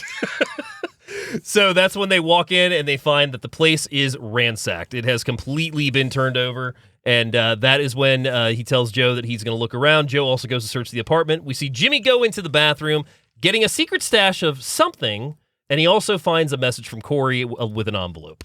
Yes, and that's where the plot begins to thicken. Yes. So he gets a secret stash along with the envelope, and we find out that is blackmail showing that Senator Boehner and Shelley Marcone having a phone conversation and picture together. They take the cassette they also found in the stash to Willis's car, put it in the deck. There's a conversation that starts between the two of them. They get a little impatient, so Jimmy hits fast forward, except fast forward eats the tape. And I love it. He's like, what are you doing that eats the tape? He's like, I don't know how your shitty car works, man. So the evidence is ruined now, and Jimmy also comes to the realization that this was his birthday gift. She was going to blackmail them to get his old job back, and that's why she's dead now, because of him. Yep. So he decides that he is going to go ahead and head home. Joe offers to drive him back. He's like, no, it's okay. I'll take Corey's car. And while he's walking away, Joe's like, wait, Corey had two cars? We see Joe then speeding up as Jimmy gets into the car, telling him to get out. They pop the hood, and what do you know? Another bomb. A dog choking motherload of plastic explosive. Milo says 10 pounds at the one point in that case, and I think that's just what they're using. I think they must have got it in bulk at Sam's Club or something, because like 10 pounds of C4 will blow the fuck out of a car. Yeah. And it is a big brick of C4. He takes it, and as he's getting ready to put it somewhere safe in his trunk, these other two goons, hoodlums, these goons is a perfect word. These goons pull up. And that's when they want to have the envelope, and Joe's like, I don't have it. Or no, actually, they ask him, how is he doing, basically, and he's like, are you guys here for the envelope? And they're like, oh, good, you understand. So that's when he's like, well, it's in the car. Before all this happens, though, he also gets a lot of punches. Bruce Willis gets assaulted in this movie a lot. Oh man, well, there's a part toward the end I even pointed out where Taylor Negron's character is threatening to cut his face, and I'm like, dude, his face is covered in cuts already. Yeah. Why would he care? So he gets a couple punches thrown at him, and he's like, the evidence is in the car, but the trunk's locked, and that's when he's like, okay, well, then go ahead and shoot it. So they go to shoot it, and that's when Joe and Jimmy jump over the side of the hill as another car fucking explodes. A huge boom. A gargantuan boom. So the car goes up, sending the two hoods back and killing them. They go over the hill on the side as the car then falls down after Jimmy and Joe. And at that point, instead of having like a human level of fear, Bruce Willis's character just tells Wayans' character, get out of here, I'll deal with the cops. Yeah. But I love that how the car chases, it reminds me of Wrongfully Accused, where they spoof The Fugitive and the train chases Leslie Nielsen through the fucking forest. So he tells them to take off when the cops get there. We watch the commissioner chew out Joe again, and one of the other men that's in the office with the commissioner, another cop, basically goes to shake Joe's hand, and he's like, hey, I heard what you did for the president. I respect that. Yeah, which to me was like, yeah, sure, or you're just playing good cop. Good cop, dead cop. Hey. So Jimmy finds Joe outside, telling him they need to get more evidence. It's the last of it burned up now, and Joe tells him, all right, man, but this is the real shit, bad guys, guns, and, there's no turning back, and we'll start tomorrow. Right now, I want to go home and see my family.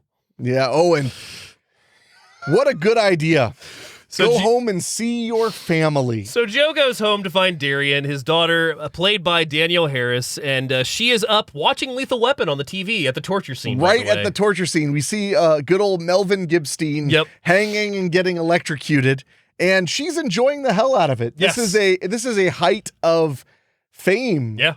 Danielle Harris, I think she'd just been in Halloween 4 and 5. Halloween 4 and 5. And she's about to be in Free Willy. Correct. She's about to be in a few other things. Don't tell Mom the babysitter's dead. Yep. So right now she is at her height. And one thing I liked was they put braces on her. I'd never seen her have braces in any other movie. Yeah. But she had, whether they were real or they were put on as a affectation for her character, she's sitting there with her braces on, and wouldn't you know, you look at this adorable 90s kid that you've always loved, and she looks right at her dad. She hates his goddamn guts. Oh, man. Much. Man, oh, man. So, I mean, he comes in and he's like, trying to check up on her, and she's really not giving him the time of day. She looks at his face and she's like, whoa, what happened to you? And he goes, oh, it speaks. Which that's another really smart writing moment, because that shows that her standard opinion of her dad is like, I hate that guy. But the moment she saw he was hurt, she actually cared for a second, but then went back into, because it's complicated. She is mad at him. Yeah. But also, she don't want him to be dead or hurt. And we also did forget to mention that his wife, Sarah, did mention that the kids have been teasing her about her braces. She's getting in trouble for this thing at school called Satan Claus that is a character that she made up. Right. So yeah, she's a little dark and a little dark. So Joe offers her some ice cream, and he tells Jimmy that she's upset because he wouldn't let her go to a dance tonight because she's 13 and he didn't want her to be with this boy. And it was a party. A party, yes. Yeah, not a dance at a school. It was a party at like a boy's house. Yeah, and it was the best party of the year, and she missed it. So he offers her some ice cream, and she doesn't want it. And she's like, I can't remember what she says that makes him throw it away. I don't know if it's fuck you or which one it is. There's so many in this. Something like that, but he just throws the ice cream out into the back. Basically, she calls him a fuck up, says that why not? Because mom calls you a fuck up. And, basically when she's on the phone with this guy. And his brother. Yeah, with his brother. And basically... He's immediately like, yeah, he doesn't pay his damn taxes. Tax evase, yeah. So, I mean, we clearly see that him and his daughter are not having a great time. And Sarah comes in and she's like, Darian, go to bed. What a great home life. I can't imagine why he'd rather be out solving crimes and almost getting killed. My Jeez. God. So that's when him and Jimmy sit down and they have a drink. That's when Jimmy also explains, this is to Alex the accountant, telling him, then Willis goes, was your accountant's name Alex? And he's like, Alex was my son. I was married before this. My wife was 8 months pregnant. A truck hopped a curb one day when she was out and she died. Alex was alive in the incubator for 17 minutes. So every time he has a toast, he toasts Alex to what he could have become. Which is, that's hefty. That's a very hefty. Yeah. So that is when Jimmy also asks if he can use the bathroom. Before this exchange, though, we basically get a side of Bruce Willis that explains what happened with the president, what happened with the senator, and basically how he calls him like the last Boy Scout because he's trying to retain that he's a good guy, but I mean, he is an ultimate fuck up. Well, yeah, and he's trying to, it's more so he's a fuck up from trying to retain his honor. Yeah. Scout's honor. Scout's honor. So he calls him the last Boy Scout, and that's when he asks if he can go use the bathroom. That's when Joe comes in to catch Jimmy getting ready to shoot up with the stash that he found at Corey's. I thought he was going to snort it. Oh, snort it. Yeah, sorry. That's cocaine. Cocaine, yeah. So Come on, Dave. Flushes the rest of his stash down the toilet. Of course, Jimmy's pissed about this. That's $1,000. Yeah, and also Willis punched him in the face. I forgot about that. Yeah, and I love that he socks him after all that, and then after they calm down, he goes, you know where the front door is, right? Like, after you're feeling sorry for yourself, because he delivers this whole dialogue about how, I was at the top, and, then my wife and my kid were dead, and then I find out that I'm kicked off the season because Demerol's not working anymore. My pain level's too high. They don't want me on the team. Where was God then? And he's like, as soon as you stop feeling sorry for yourself, you know where the door is. Yeah, he basically is like, get the hell out of my house, you drug-addicted weirdo. So he goes to leave, and he gets outside, and that's when Darian apologizes for earlier inside, and she also gives him one of his rookie cards, and she says, can you sign this? And that's when he signs it to the daughter of the last Boy Scout, because Darian also explains that Jimmy was one of her dad's favorite, was her dad's favorite player, and that he stopped watching when Jimmy was found guilty of gambling, because that's one thing we didn't mention so far. Yeah, he was busted for betting on a game. Yeah. So the next day, Jimmy goes to buy a newspaper. 3 guys approach him. He smarts off to them, and they throw him over an overpass onto the street, onto a car. And the first time I watched this, I thought he was dead. Same, yeah. Because they literally just throw him over an overpass without any consideration. Luckily, lands on top of a fucking car. He lands on the hood of a car. It breaks his fall just enough. Yeah. But then he rolls off the car, and a car on the highway almost hits him. Just stops. Yeah. Early enough to not flatten him. Yep. Whew. So back at the station, the commissioner also finds out that Mike Matthews' car was spotted outside of Hallenbach's house. He puts together that Hallenbach's wife was having an affair with Matthews, and therefore, I guess, Joe must have killed Mike Matthews. Yeah, I mean, why not? Well, and I mentioned, it seems like a jump, but keep in mind that they had just had him involved in a second explosion. Yeah. And this time it was his own car. Yeah. Which suggests that maybe something happened with leftover explosive he'd used to rig that car. Yeah. Because now he has motive. Yeah. And opportunity. And they already don't like him. And, honestly, at the end of the day, our relationships are what really matter. Like, be friendly to all judges. So that's your life coaching for this month or for this week.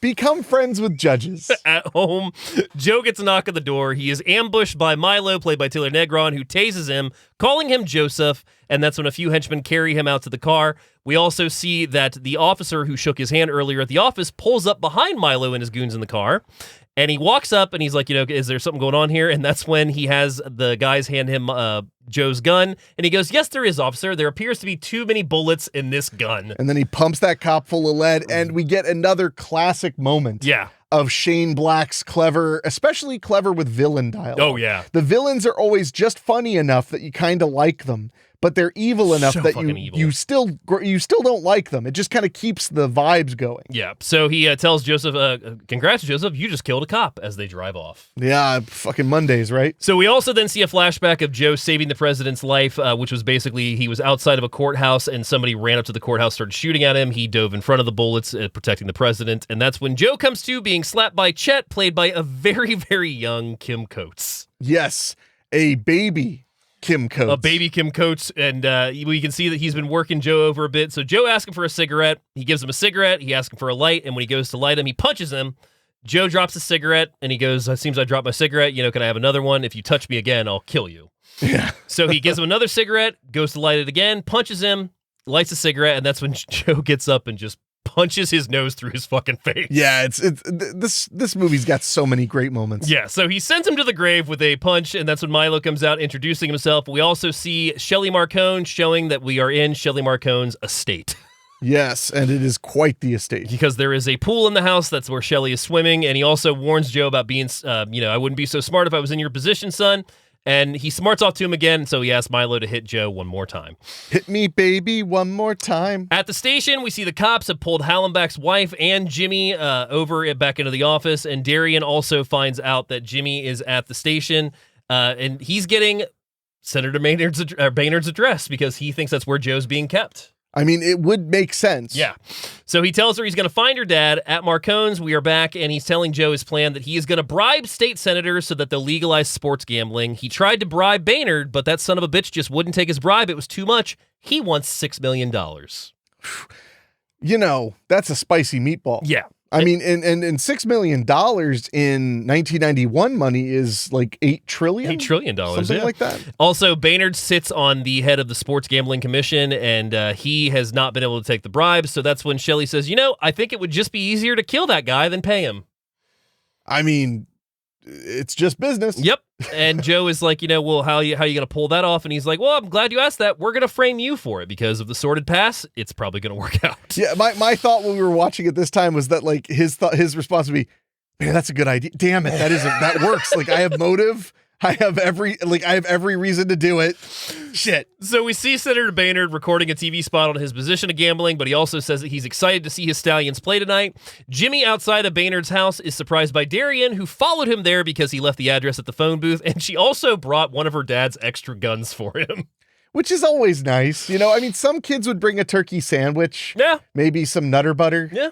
Or a Fluffer Nutter sandwich Fluffer Nutter. be, oh man, I need one of those right about now. But no, she just brought a good old snub nose 38. Which she puts into his face more than once. She points it right at him. It's pretty charming. So Jimmy sees the senator's men leave without him, so he decides they're going to follow him, and that's when Darian decides that she's going to go with them, and basically tells him to kiss her ass. We get a whole exchange there. I don't know if it's basic. I think she just says kiss my ass. Like twice.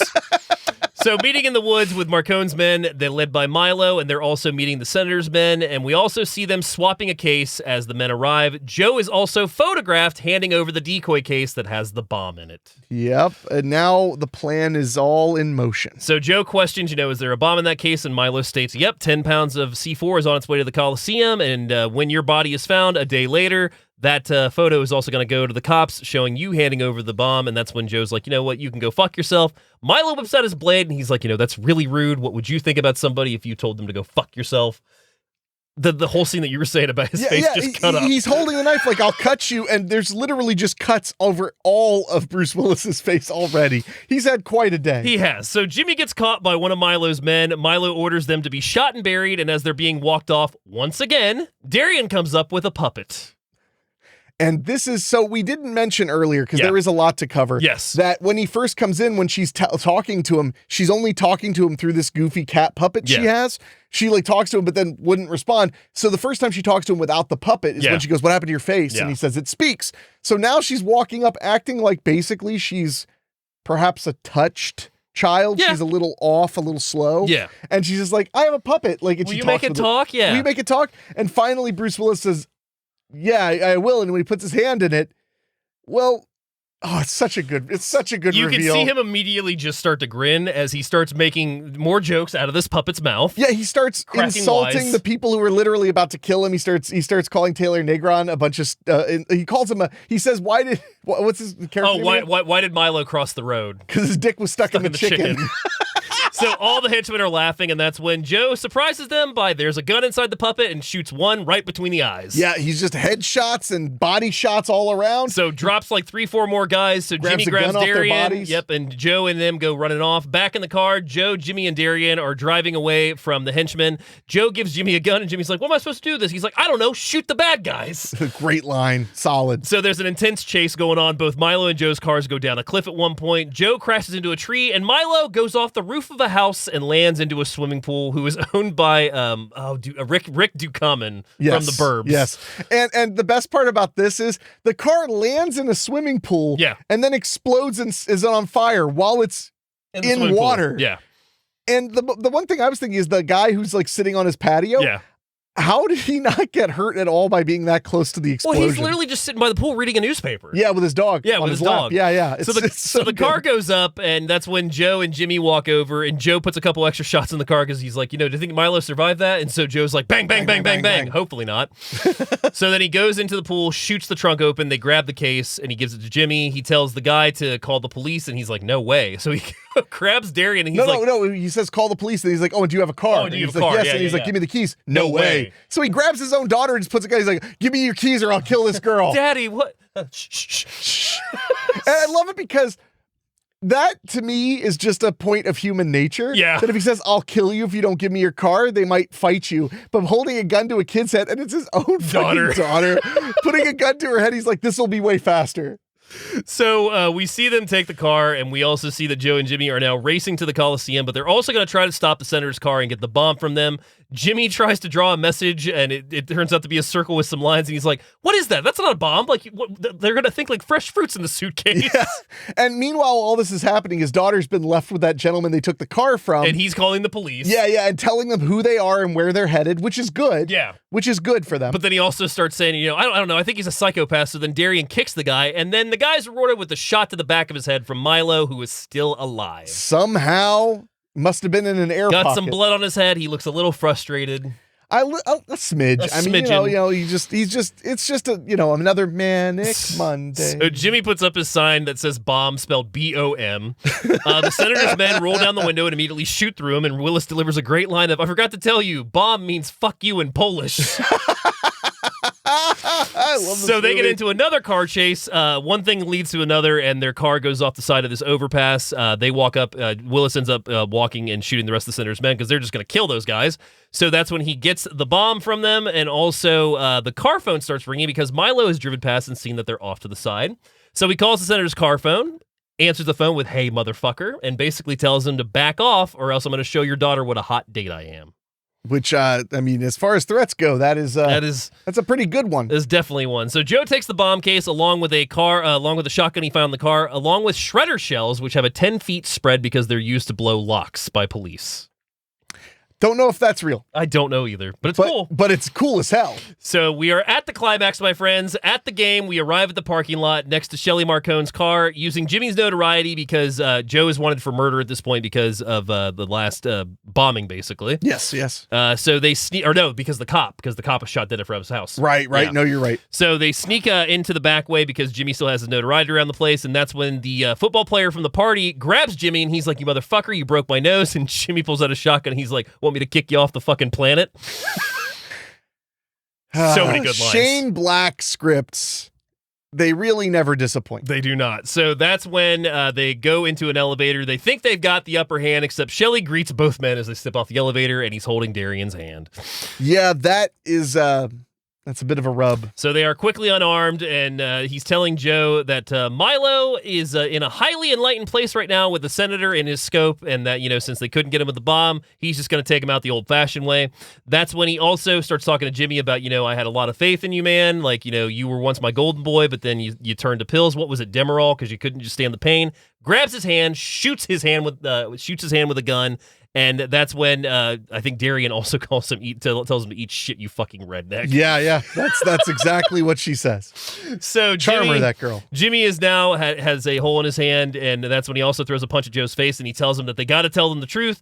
And that's when Joe discloses that, hey, what's going to happen at this point? I've got a conversation with you and Boehner talking, and also, if anything happens to us, they're going to find out. And he's like, I think I got all those bases covered. And he's like, okay, well then, what's going to happen when that tape that I was just mentioning also goes to the mob? I'm sure they'd love to know about your sports gambling idea. Brilliant move too, because the mob would lose tons of money on illegal gambling. Yeah.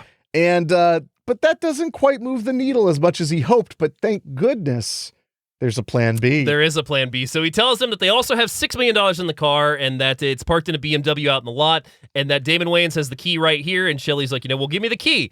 So that's when Jimmy throws it into the fire and he's like, it's one of those new plastic keys, the kind that shred. So they dive over as we watch one henchman just burst into fucking flames. Yeah, again. A lot of fire on the guy for just being a guy. So this gentleman is on fire. Joe gets the shotgun, takes out more guys. He one beautiful shot. He hits this guy right in the chest as he flies back against all of Shelley's TVs. Yeah, it's an awesome shot. The TVs start exploding. Yeah. So Shelley runs off away from them. Jimmy and Joe and Darian go out into the stadium. As Shelley is seeing the briefcase, now he's out in the parking lot. He shoots the window. He's like, oh, goddamn, they weren't bluffing. So he grabs the briefcase, but I wonder which briefcase he grabbed.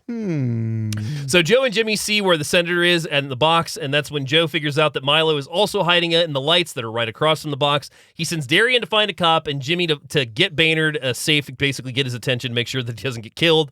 So that's when two cops try to stop Joe, and he gets the best of them. Milo, up in the lights, we see begins to assemble a rifle, and meanwhile, the player that went after Jimmy in the locker room also decides to get the cops out there because he's like, that motherfucker is a shotgun. Can't believe you hit me. So now the cops are on Jimmy.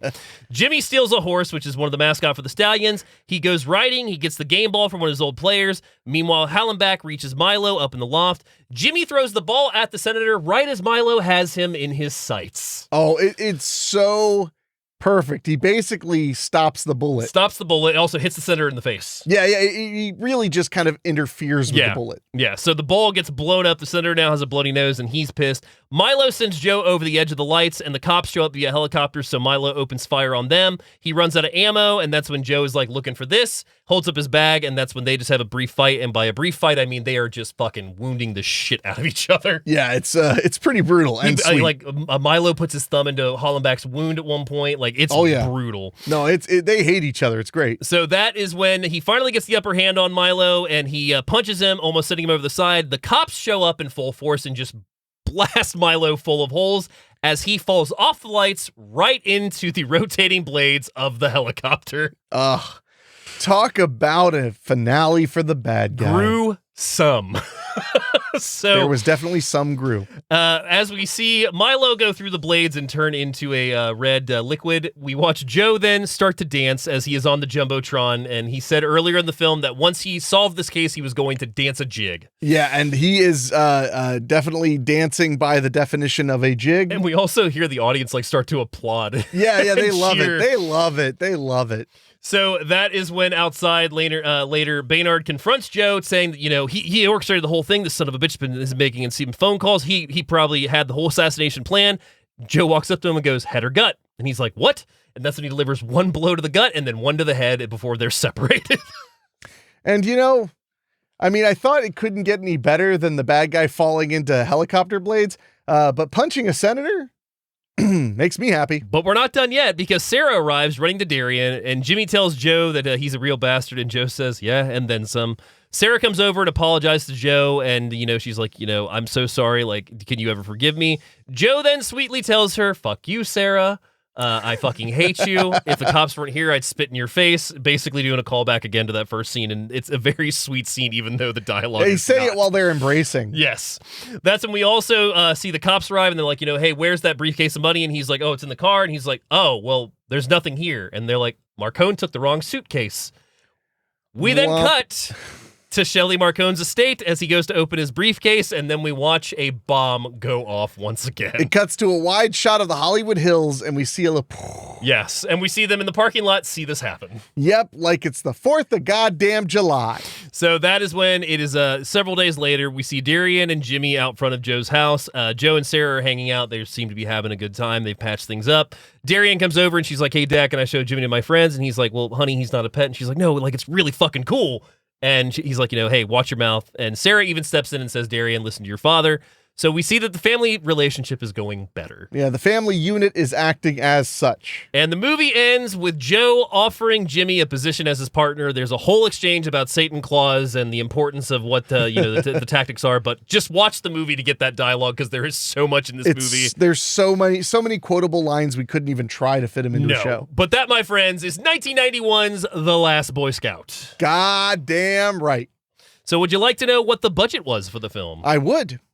$43 million for the estimated budget. Oh, pretty big, but pretty reasonable for a movie that size in the 90s. Opening weekend, which is December 15th, 1991. Christmas time. $7 million and $923,000. That could turn around. Grossing $59 million worldwide. So not really a hit. Not really a hit. No. Yeah, it killed on cable and VHS, of course, video. Filmed over 90 days, started on March 11th and finished on June 9th of 1991. So they finished in June of 1991, and then it was in theaters December. I mean, when you got what was that, $43 million to Yeah. throw around, you can get shit done. Shot in Los Angeles, California, the movie had a very troubled production. Conflict and arguments flared between Silver, Willis, and Scott. Wayans and Willis hated working with each other. Silver was described as insane with long, horrible fits of sanity, often compared to a fighter pilot riding as a passenger, and that came from Taylor Negron. Many people have said many things about Joel Silver. If you want to hear some colorful things, our friends over at the How Not to Make a Movie podcast have some great Joel Silver stories. Hella stories about Yes. Joel Silver. Shane Black commented that he had to do many rewrites on the movie due to studio wanting Willis for this to be a big follow-up to Die Hard. Willis was reluctant due to similarities of Die Hard, specifically saving the wife, so they added a big finale and minimized the wife. That's fair. I mean, it definitely kept it from being too similar. Yeah. More problems emerged during post-production as the original cut was described as borderline unwatchable work print. Different editors were hired in an attempt to address Scott's tendency for filming excessive coverage with multiple cameras. Editor Mark Helfich commented, there was more footage shot for The Last Boy Scout than any other film I've worked on. Wow. Veteran actor film editor Mark Goldblatt also brought into work of the film. He later referred to the experience as one of the most frustrating jobs of his career and often declined to discuss it in detail. He did, however, comment on a podcast that several editors were hired and then fired before him, and that Warner Brothers began testing the movie before it was completely finished. Those test screenings led to studio execs fretting about expanding the budget and audiences stating how they found Willis's character unlikable. He's definitely unlikable at the start. Yeah. He really turns around. Yeah. Editor Stuart Baird, who'd been the man behind Salvaging Tango and Cash and Demolition Man, was brought in to do the final edit, even securing the film an R rating versus the NC-17 it had been slapped with due to graphic death scenes. I mean, I can't imagine what they cut out. Yeah.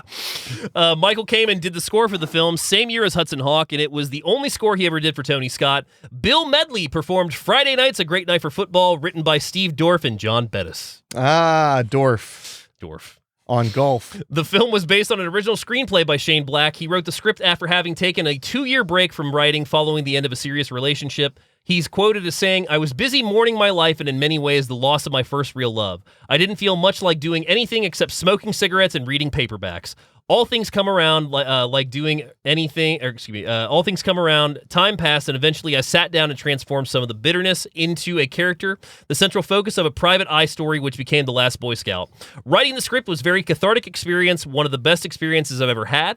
I spent so much time alone working on that day, days I wouldn't speak, 3 or 4 days where maybe I said a couple words and it was wonderfully intense to where my focus was better than it's ever been. And I was rewarded so handsomely, $1.75 million for the script. It felt like vindication, and I was back on track. God damn. Yeah.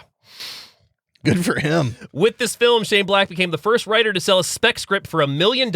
According to Time magazine, he was originally offered $2.25 million by Carol Co. Pictures, but decided to go with Warner Brothers for lower but record-setting bid of $1.75 so that he could work with Joel Silver, who had also produced a script for Lethal Weapon in 1987. This record stood for 67 days until Carol Co. purchased a screenplay for Joe Acera's, which became Basic Instinct. Esther House. Esther House.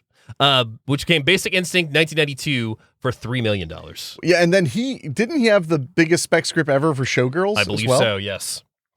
Final collaboration between Joel Silver and actor Bruce Willis. The making of this film, as well as Die Hard 2 and Hudson Hawk, took a toll on their professional relationship, coupled with Silver's outing from Fox due to production delays and budget overruns on Die Hard 2. Silver was no longer involved in further Die Hard films. Yeah, I've only heard a few nice things about Joel Silver ever. Yeah. And it's been very few. Tony Scott hated working with producer Joel Silver so much that he based the character Lee Donowitz, movie producer and cocaine user and dealer in his next movie True Romance, on Silver, and he made sure for him to look and act just like Silver did. There are a lot of movie characters based on Joel Silver. Yep. A riot nearly occurred during filming at the Los Angeles Stadium. Hundreds of extras were recalled for a second day of shooting, but last-minute decision was made to cancel the recall. Oof. The extras were not informed of the decision and arrived expecting a day of work. They were refused pay by the production, and as discontent grew, they began to surge against the barrier that surrounded the set. Riot police were called in to disperse the crowd. Yeah, that's a mess. Oof. In a New York profile, Joel Silver said that making the film was one of the 3 worst experiences of his life. Tony Scott also spoke about how miserable the production was, largely because Silver and Bruce Willis took over the production, altered parts of Shane Black's script, and made him shoot scenes he hated under threat of being fired and having to forfeit his salary. Jesus, man. Shane Black and Tony Scott both said in later years how the original script was far better than the final film. Tony Scott wanted Grace Jones to play the small part of Corey, but producers opposed the idea and Halle Berry was cast instead. I mean, they picked well because she ended up having a huge career. Yeah. Shane Black's original script was very different from the final film. It had a darker tone with more violence, and almost the entire second half of the script was completely different. Besides many changes with plot and characters, Black's script also included more focus on the 2 villains, Milo and Shelley Marcone.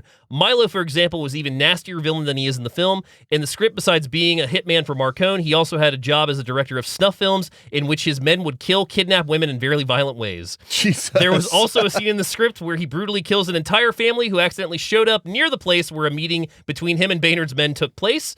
Other parts that were changed include a big boat chase scene with Joe and Jimmy trying to escape from Milo and his men, chasing them through the fog until their boat and helicopter crashed into each other, a shootout and fight between Joe and Marcone's men in Joe's house, another shootout in Marcone's mansion in which Joe sneaks in after killing several guards, Joe and Jimmy saving Joe's wife Sarah from being killed with a chainsaw in one of Milo's snuff films. Oh my God. A different final showdown between Joe and Milo took place outside Joe's office after he chases and tries to shoot Joe while on foot. Milo gets killed by Sarah, who shoots him with Joe's gun. Oof, my head's spinning. That is so much insanity. It's nasty. The word fuck is used 102 times and the body count is 27. Jeez, that's like more than all the Friday the 13th, the first like 3. Mary Stratton, Hugo Martin, creators of Doom 2016, have largely credited Shane Black's script with inspiring the self-aware humor and style of the game's narrative. That's interesting. Joe Hallenbach is physically assaulted 12 times throughout the movie, 7 times hit in the face, 3 times hit on the back of the head, once tasered, and once stabbed. It sure adds up quick. Danielle Harris, who played Bruce Willis's daughter, said in an interview that on her first day of filming, after doing her first scene, Bruce Willis told her, "Kid, this is my movie. Don't upstage me." Although she initially thought that Willis was being mean, she later realized that that's just Bruce. He's just funny like that, and he was actually paying me a huge compliment by saying that. Yeah, I was going to say, that sounds like actually a really nice thing to say. Bruce Willis used to show up on set in disguise and ask crew members if they liked Bruce Willis or thought he was cool. Crew members knew it was him and found it funny, charming, or sad. Source on that? I don't know. Okay. Like, I mean, what, like Undercover Boss? He just like puts on a wig and a mustache? Hey, you like Die Hard? The explosion at the end of the movie where Marcone opening the carrying case is the same explosion used in Last Action Hero. Yeah, you pointed that out when we were watching it. Sam Raimi was considered for directing the film at one point. That would have been quite the choice. Yeah. Billy Cole's last words, "Ain't life a bitch," before committing suicide were originally, "I'm going to Disneyland," a common phrase said among Super Bowl winners. I bet you they were really worried about Disney's reaction, because that would have been way cooler. Yeah. Because that was the thing football players said all the time. Yeah. But I bet they were scared that the mouse would sue them, because that's so much better. Yeah.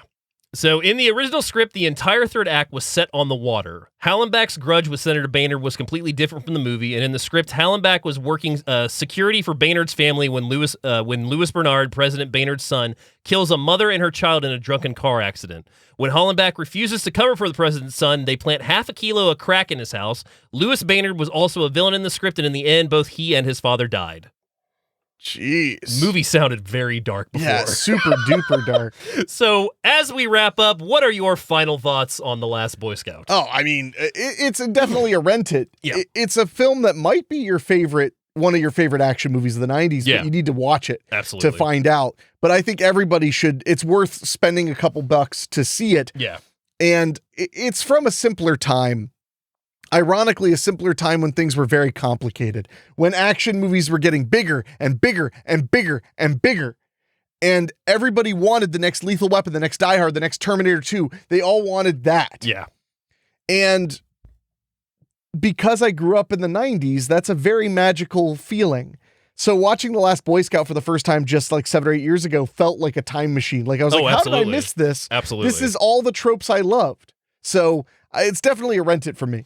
It's a rent it for me as well with a buy it caveat. If you're an action fan and you don't own The Last Boy Scout, shame on you for one. But also, this is a chance for me to recommend the double featured Blu-ray that I have, which also includes The Last Man Standing, which if you have not seen, one of Bruce Willis's best movies directed by Walter Hill for that matter, too. Super good. So action sequences are a ton of fun. The characters are pretty rough and raw. The Last Boy Scout is an absolute Lethal Weapon knockoff, but it's so much fun. You're going to have a good time with it. A Lethal Weapon knockoff by the same writer as Lethal Weapon. Yes. Like, what? I'm just saying, like, it's not that much of a knockoff. No, I mean, that's all I'm trying to say. Yeah, but I mean, it follows the formula pretty well. And there's there's exact similarities scenes stolen from Lethal There's Weapon. absolute similarities, big time. So as we always like to end the show with a couple recommendations, I've got two this week. First one being Striking Distance from 1993. This is another Bruce Willis vehicle that I cannot recommend enough. You and I just revisited this a couple years ago. Yeah, I like it. I like it a lot. Coming from a police family, Tom Hardy ends up fighting his uncle after the murder of his father. Tom believes the killer is another cop and goes on record with allegations. Demoted then to river duty, the killer taunts Tom. No. Then I also have from 1996, Bulletproof, starring Damon Wayans and Adam Sandler, another one you and I just watched recently. Yeah, that's a hell of a film. Two criminals, Keats and Moses, end their friendship when Keats turns out to be an undercover cop. Many years later, the two are forced to work together when Keats is assigned to protect Moses as a witness. It is one of the funnest action films of the 90s that I completely forgot about. It's a complete mystery to me how it got made, but it is so good. If you've ever wanted to see Adam Sandler in an action film, here you go. Weird and funny and outrageous and action-packed. Yeah. So what's your recommendation? Oh, well, I'm going to go a little bit funnier. Oh. And I one of my favorites of all time, starring Damon Wayans, is Blank Man from 1994. It is about a nerdy character played by Wayans who basically invents a liquid that if you put it on fabric or anything, it makes it bomb-proof, bulletproof, knife-proof. Yep. So he decides to become a Batman-like crime fighter to clean up the streets of his own neighborhood, which is becoming more and more violent by the day. Yeah. And while it's a goofy movie with a goofy concept with a lot of goofy execution, it's a very good movie about neighborhoods crumbling and the way drugs and crime and violence ruin those things. Yeah.